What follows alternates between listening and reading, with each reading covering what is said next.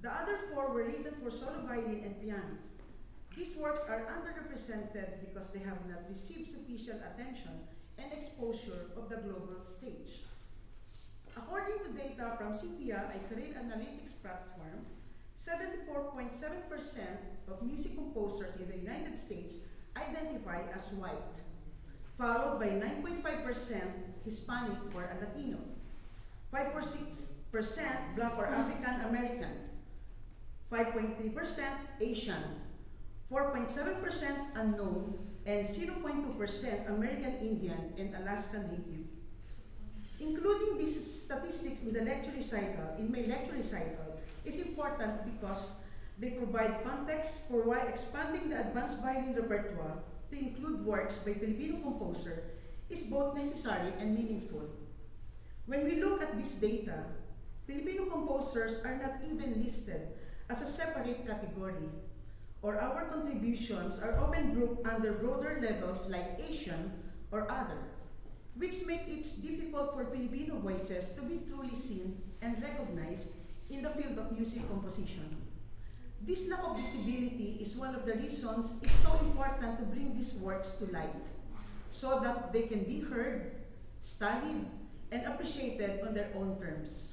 Therefore, through this recital, I aim to provide an opportunity for the rich Filipino musical culture to be showcased and properly represented in a space where it has sometimes lacked recognition.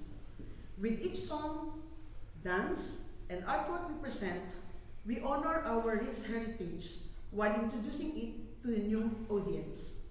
Tonight, my goal is not only to expand the repertoire of advanced violin students, but also to broaden their appreciation for music, not only within Western classical traditions, but also in local compositions, and to build an important cultural bridge between Filipino and American cultures, as well as the broader Western culture in the world. I hope you enjoy these musical works, and may they provide a deeper appreciation for the music of Filipino composers.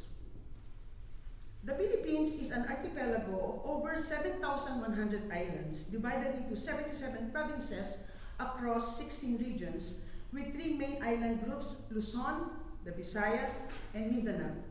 The country's population follows three major religions: Christianity, which is most common in Luzon and the Visayan Islands; indigenous beliefs found in northern Luzon, Mindanao, and Palawan; and Islam, which is mainly practiced in Mindanao, the Sulu Islands, and southern Palawan.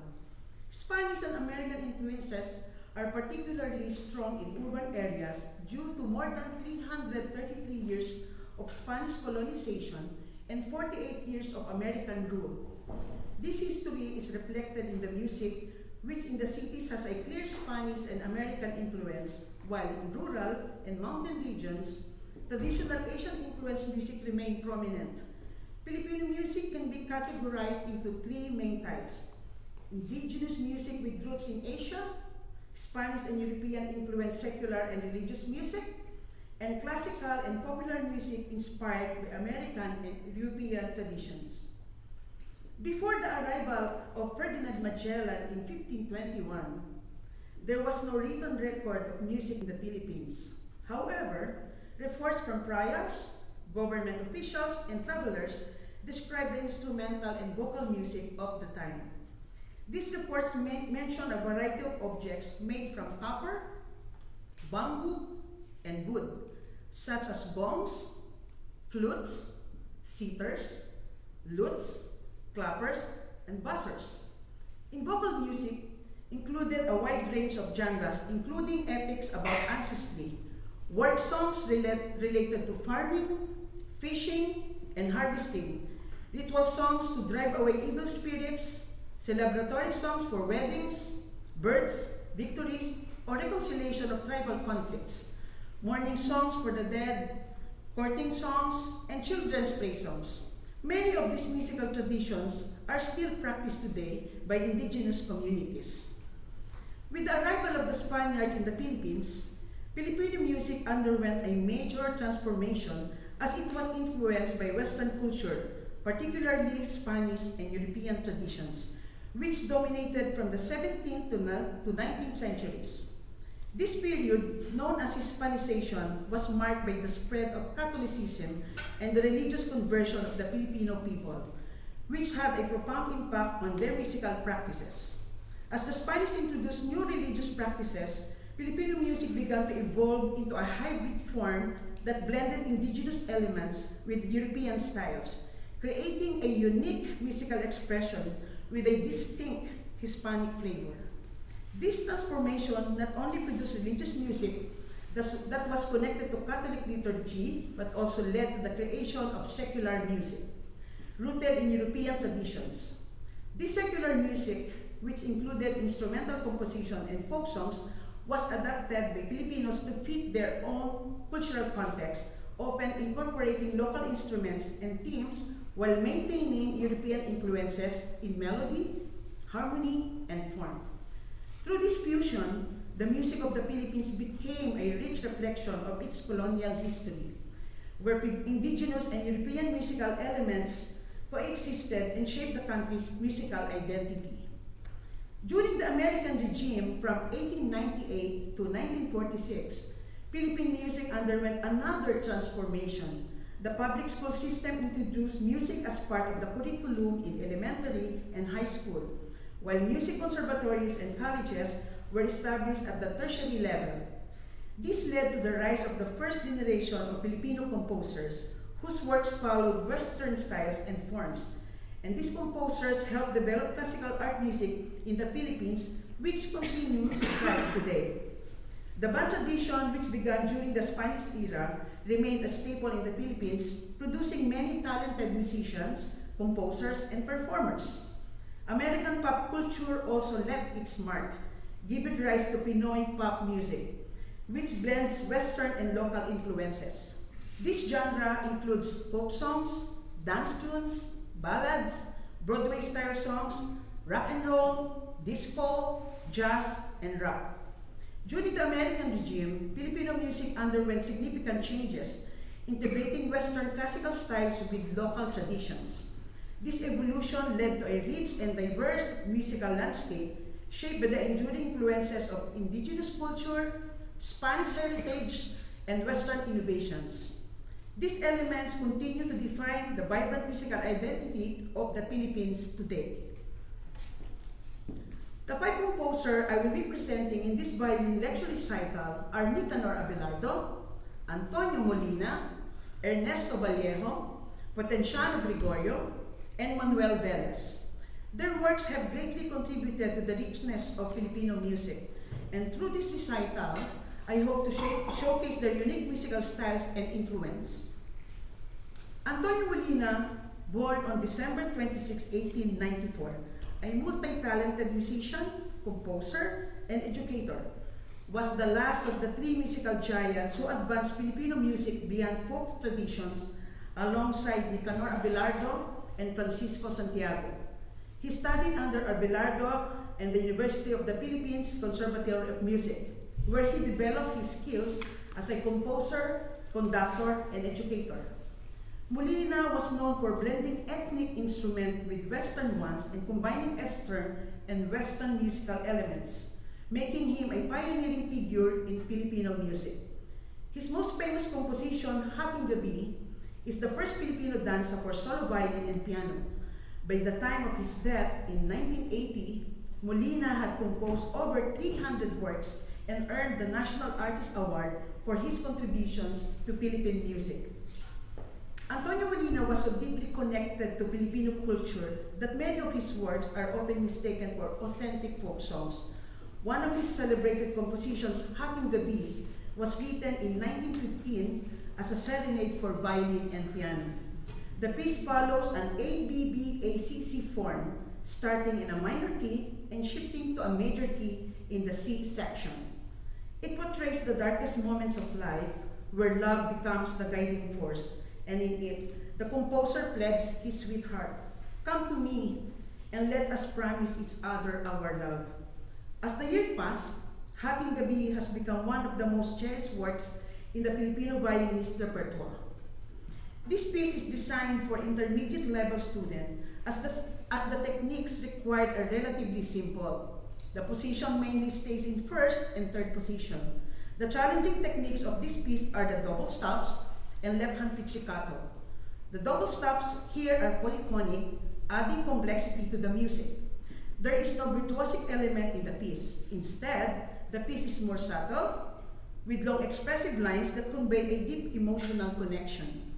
For intermediate level students, Kreutzer 42 studies or caprices are suitable and recommended etude. To improve double stop technique, number 13 and number 32 are particularly helpful. Additionally, etudes from Don't Opus 37, such as number 18 and number 22, can help to improve the double stops. For developing left-hand pizzicato, Sepsic School of Violin Technique Opus 1, Book 4, numbers 19 and 20 are beneficial. The piece is ideal for students preparing to study the Akulai Concerto in A minor and the Kabalevsky Concerto in C major, Opus 48. I will now perform Hating Gabi by Antonio Molina.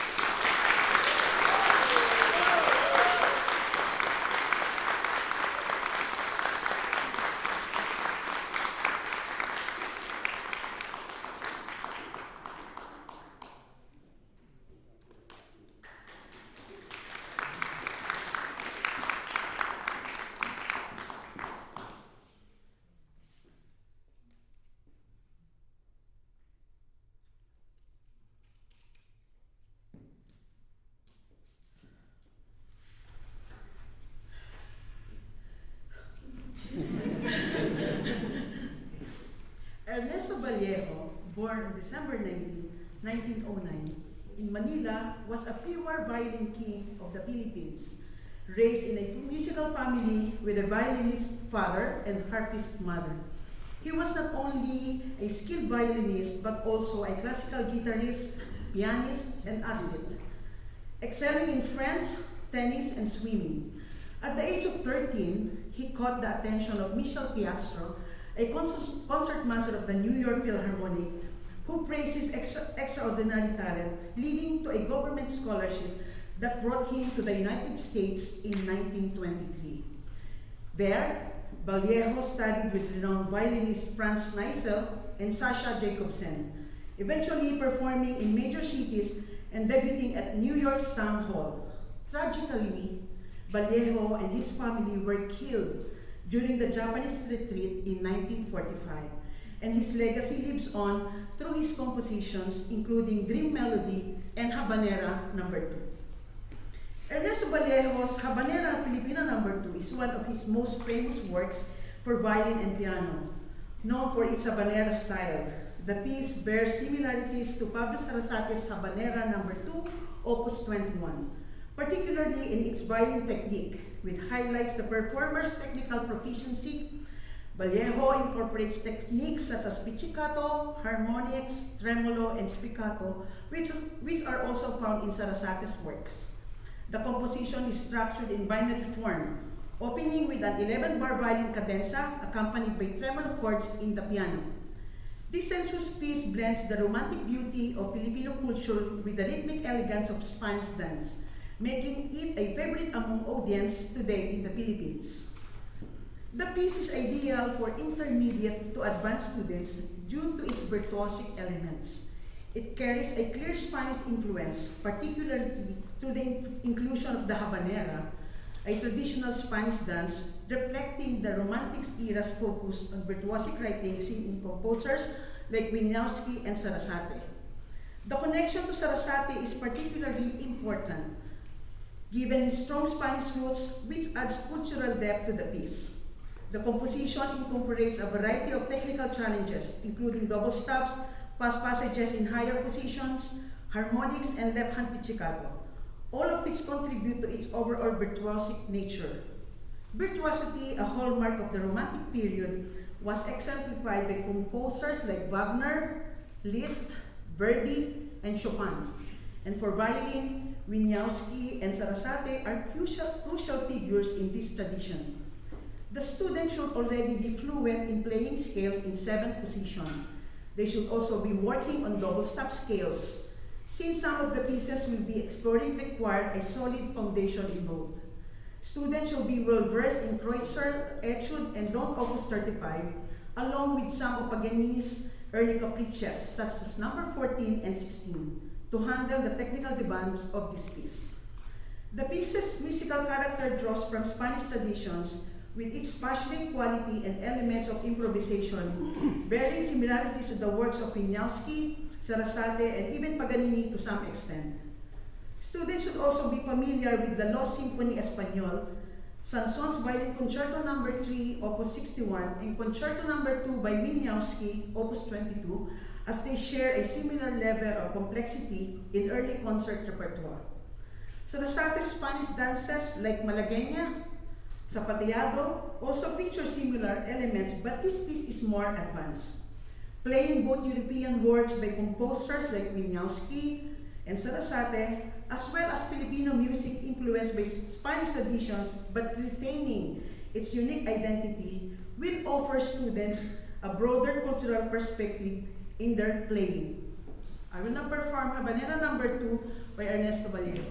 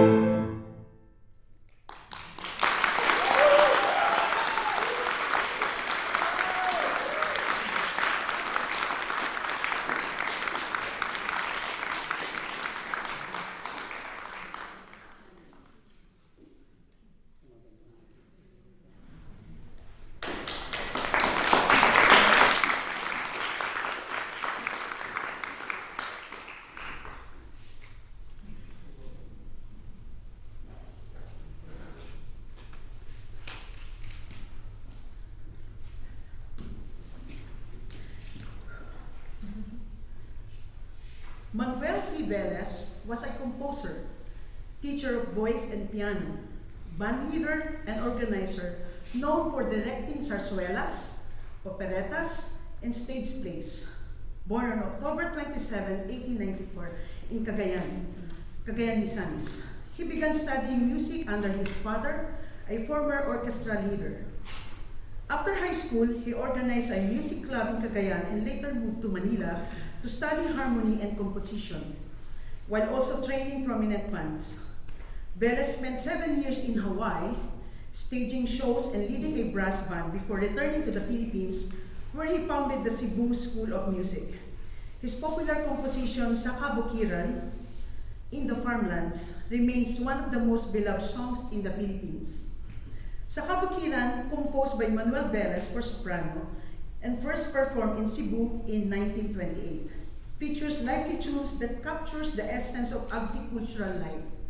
The song evokes a vibrant landscape filled with a colorful flowers like gumamelas, santans, bongambillas, and sampaguitas, set against a clear sunny sky. The chirping of birds and the peaceful air of the countryside reflect the tranquility found away from the city's noise. Classified as a balitaw, a traditional Filipino song involving a back and forth exchange of love verses, it is composed in the key of D with an allegretto tempo and a 3/4 time signature. This results in a cheerful, carefree melody that complements the song's joyful lyrics in rural theme. Here is an image that illustrates the way Filipino live and work in the farmland. They were often sing while working. This piece is designed for students at an intermediate to advanced level. The main challenges in this piece include techniques like spiccato, artificial harmonics, trills, ricochet on double stops, as well as the use of thirds and sixths. There's also a sequence of six, which add to the difficulty of the piece. One of the biggest challenges for the player is executing a clean and controlled ricochet with precision, producing a smooth, rounded sound. Playing double stops, especially in sixths and thirds, requires proper bow pressure and clean connection between the strings to achieve a legato melodic line. This is particularly important in double stop six as it can be tricky to connect and maintain a smooth legato. To ensure a clean connection, the player must guide their fingers over the strings carefully. Students should be comfortable with Kreutzer Fortitude studies and don't opus 35. To improve double stops technique, Kreutzer's etude number 32 to 34 are useful. Etudes number 15 and 16 focus on trills, while Don't Opus 35 number 2 is helpful for spiccato. This etude is also great for practicing détaché strokes. For ricocheting, etude number 4 is recommended. And for artificial harmonics, Sepsic School of Violin Techniques, Opus 1, Book 4, number 21 can be helpful. This piece has similarities to the works of Kreisler's and Sarasate. For instance, Sarasate's Navarra for two violins and piano, Opus 33, features ricochet stroke. Sa Kabukiran serves a great preparation for studying pieces like Navarra, Paganini's Caprices, and composition by Wieniawski. Mastery of these works will benefit students in performing pieces by Paganini, Wieniawski, and Sarasate. Before I perform the violin and piano version, let us first listen to the original composition for soprano, and after that, I will perform the Sa Kabukiran by Manuel Velez.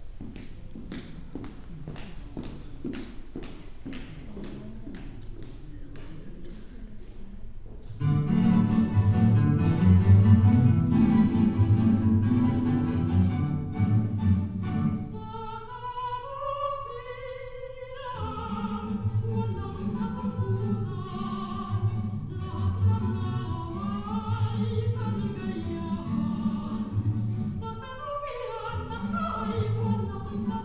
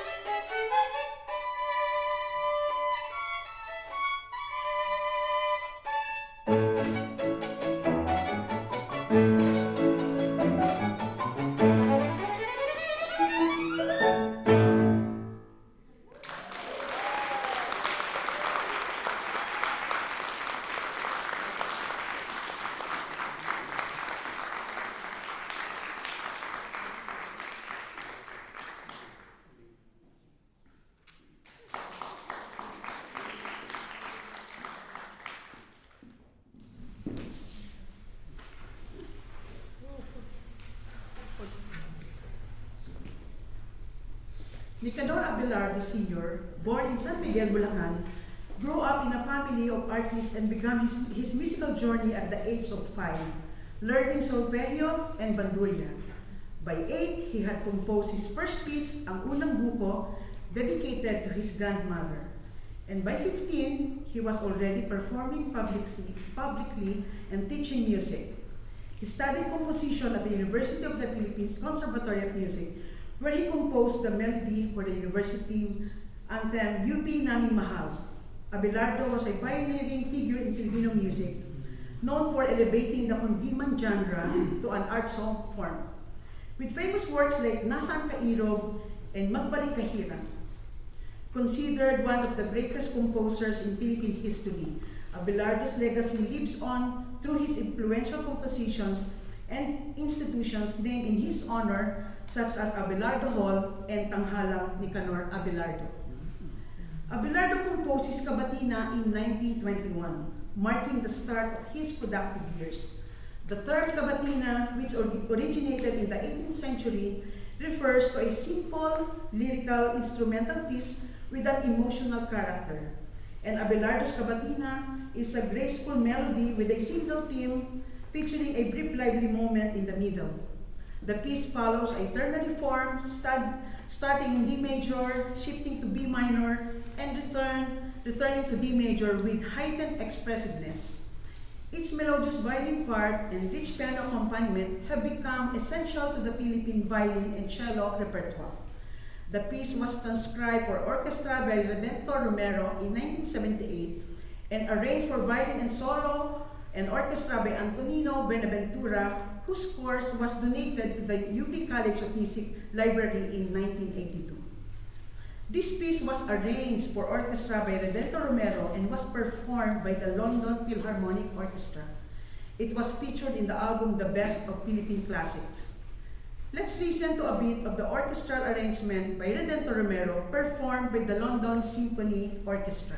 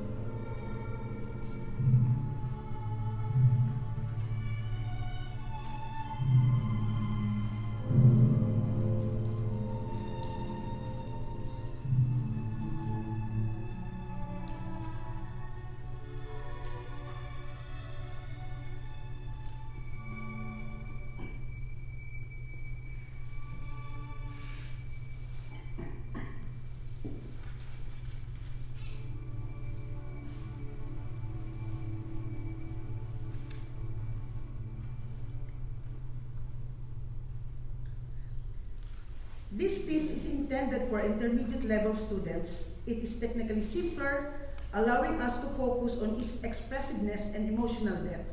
The piece doesn't rely on virtuosic excitement, but instead emphasizes delicate, long phrases that reflect a deep emotional connection. It primarily uses single notes, which allows the melodic line to stand out. This simplicity helps to highlight the expressiveness of the melody, emphasizing the emotional energy conveyed through the music. As you move to higher positions, the range expands, adding more dynamics to the piece. One of the main challenges is hitting the notes accurately in these higher positions. An essential technique here is vibrato, which helps bring the notes to life and adds expression. Proper bowing pressure and smooth transition when shifting between strings and placing fingers in higher positions are also crucial. The student should already be comfortable with Kreutzer's 42 studies, particularly the first section, and should be fluent in playing scales in 7th position. To help with playing high notes on the E string, etude number 12 is useful. For practicing consecutive 8 notes with separate and legato bowing, etude number 8 offers a great exercise with various bowing patterns. Etude number 11 is excellent for developing smooth shifting and fluid playing. This piece is comfortable to works like Meditation from Tides, Tchaikovsky's Melody, Paganini's Cantabile in D major, Opus 17, Wieniawski's Legende, Opus 17. Cavatina is a great preparatory piece for students to perform these compositions. It blends expressive, lyrical with writing virtuosic elements, helping students develop the skills needed for more advanced works. I will now perform Cavatina by Nicanor Abelardo.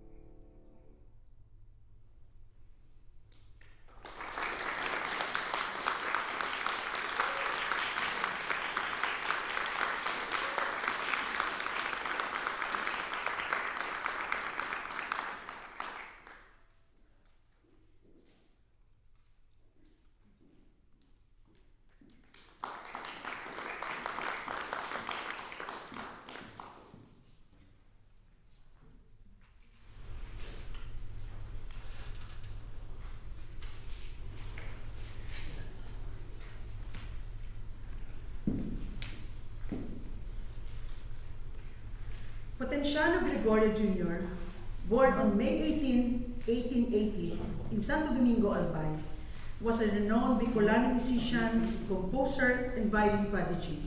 His most famous composition, Sarumbanggi, brought him widespread recognition, and he was known for his ability to play multiple instruments.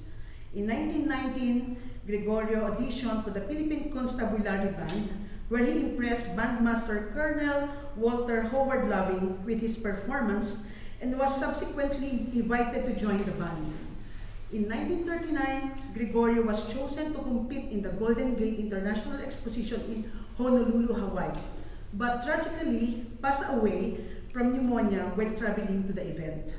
His composition, Sarumbanggi, became a popular tune, often requested at Luneta, and his remains were later returned to the Philippines and reburied in his hometown. Potenciano Gregorio's beloved Bicol song, Sarumbanggi, One Night of Love, written in 1910, tells the story of a lover waiting for his sweetheart on a moonlight night.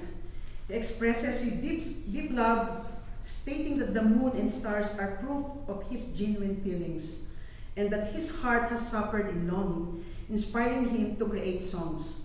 This folk song, with a moderate tempo, is structured in 3 sections, A, B, and C, where A and B are in a minor key and C shifts to the parallel major key.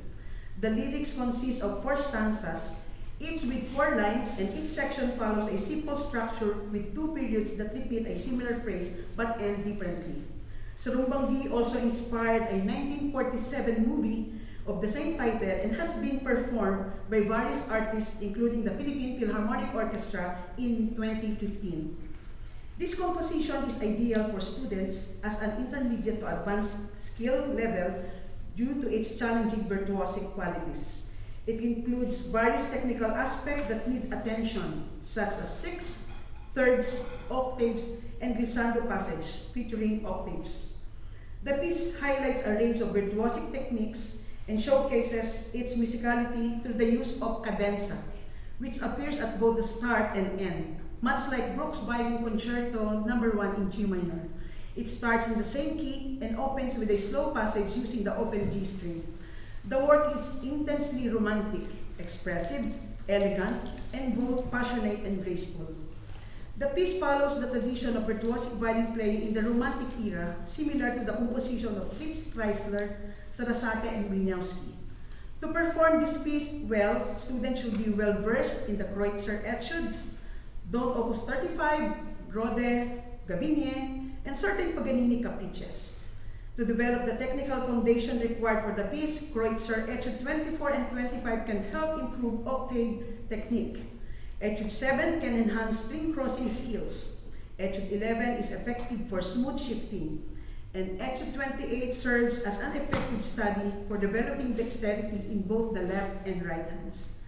Resembling a short concert piece, Etude 28 incorporates a wide range of advanced techniques within a compact structure. I can say that this is a good etude to study for the Sarumbanggi piece, as it helps develop the skills necessary to perform it more easily. Students should also be familiar with Mozart Violin Concerto No. 3, 4, and 5, Mendelssohn's Violin Concerto, La Los Symphony Español, and Sanson No. 3, and Sanson No. 3. Before I perform the violin and piano version, let us first watch Sarumbanggi, the 1947 movie inspired the song, by the song of the same title. And then after this, I will perform Sarumbanggi by Potenciano Gregorio.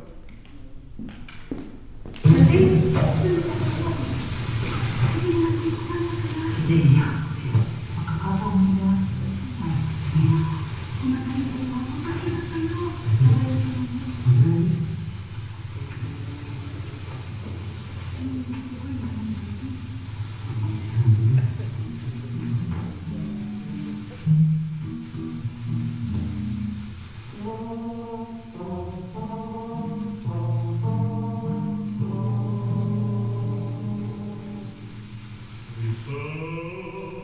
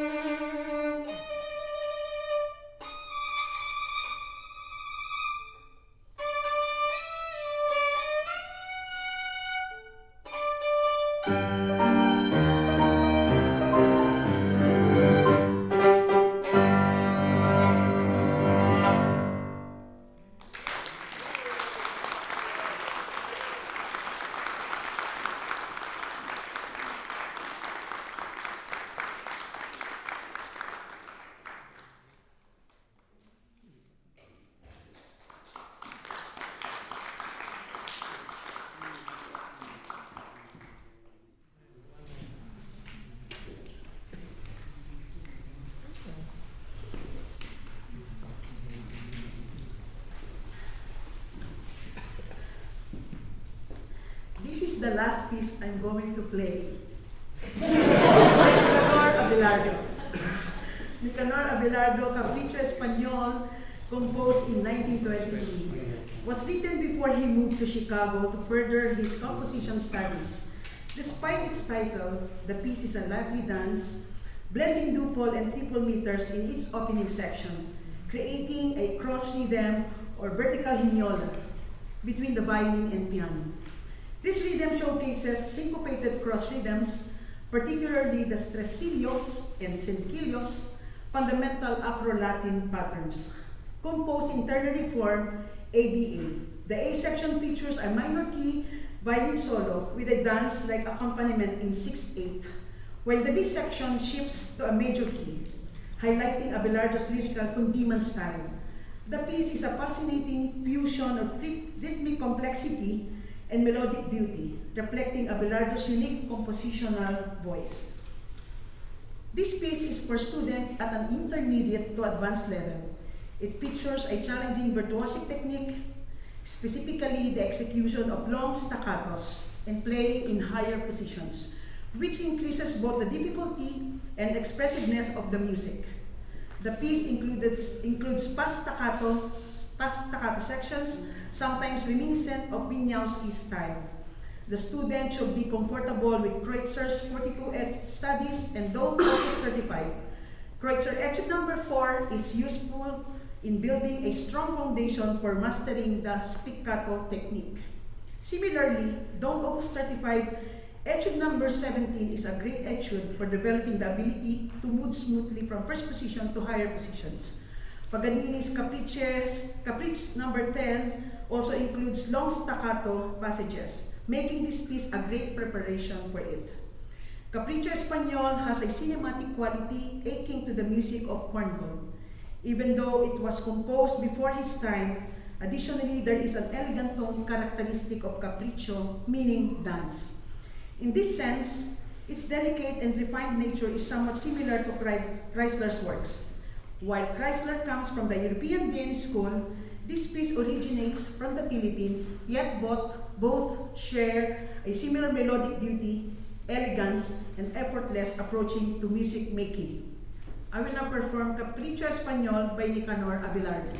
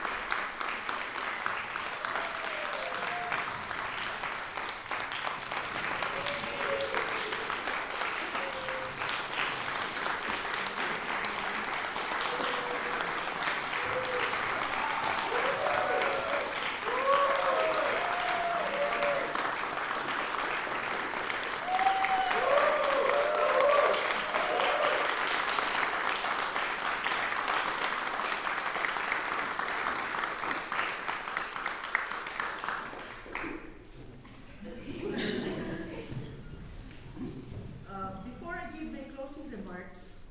Does anyone have any questions? I hope. Which one's your favorite? My favorite is the last one and the kabaki. Yeah. Okay. No questions? Thank you. No, if you have questions, I hope I can answer it. But yes. Yes. Okay, thank you all for coming to my recital. Since my family is not here, your kindness and support have truly touched my heart. And I'm deeply grateful. It has been an honor to share this experience with you. And I appreciate your presence today. I hope you enjoyed the musical works and that they give you a deeper appreciation for the music of Filipino composers.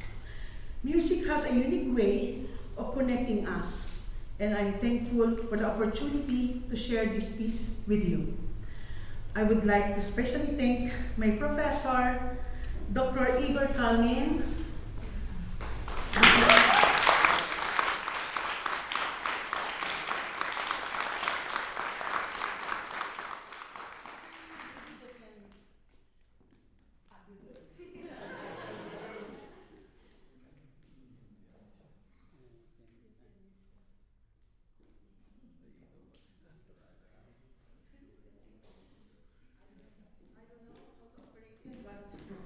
Yes, I'm back.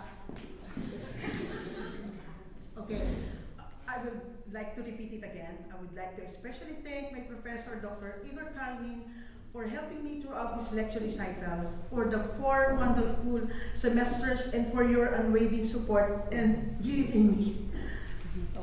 To my advisor, Dr. Fabis, and to all the professors from the STEAM department who have guided me along the way, I want to express my sincere gratitude. And I'd also like to thank my pianist, Lucia, Pina,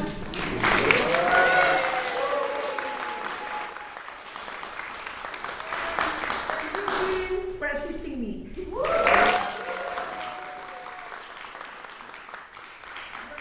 help was truly appreciated. Time truly flies. Looking back on my journey here, hold on, before I cry. Looking back on my journey here, there has not been a single semester that did not bring me to tears. Tears for the challenges, the pressure, and the growth. But this semester feels different. I find myself crying, not out of stress, but out of gratitude, and a deep sense of sadness that this chapter is coming to an end. Every day, I count the days, and each time I realize my time here is limited. I become emotional. I will truly miss the people who became part of my life, the people I met here in the university, the ones who brought color into my life, who filled my days with joy, laughter, and unforgettable memories. My classmates in my subjects, my orchestra family, and the professors who guided me. Each of you made this journey not just meaningful, but truly unforgettable. You made this place feel like home. Leaving this university will be bittersweet, as I will truly miss everyone I met, especially those who became close to me. I hope our paths will cross again in the future. And before I will say my final bow, I would like to talk in my language because my family is watching in the Philippines right now. This is morning in the Philippines. So to my family, salamat sa inyo panood dito sa aking recital at ganoon din sa aking mga kaibigan. Maraming salamat. At sa lahat po ng nanonood sa Bartlett, Illinois, sa aking pamilya doon at mga kaibigan, maraming pong salamat. Nanonood po sa New Jersey na Pilipino, maraming pong salamat. At nanonood din sa Los Angeles na Pilipino, maraming salamat. This is my final bow, and I thank you from the bottom of my heart, and till we meet again.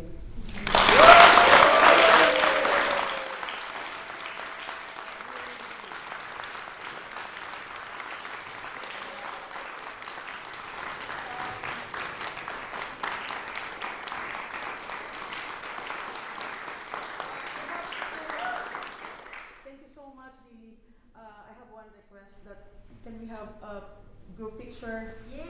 Okay, hold on, I'll just get my phone.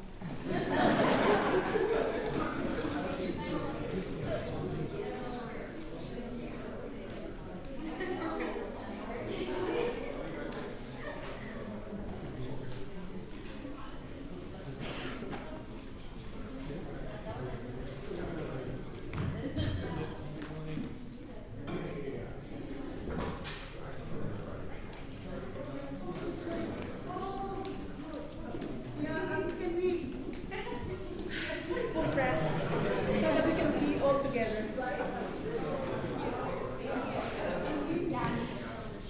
Take photos.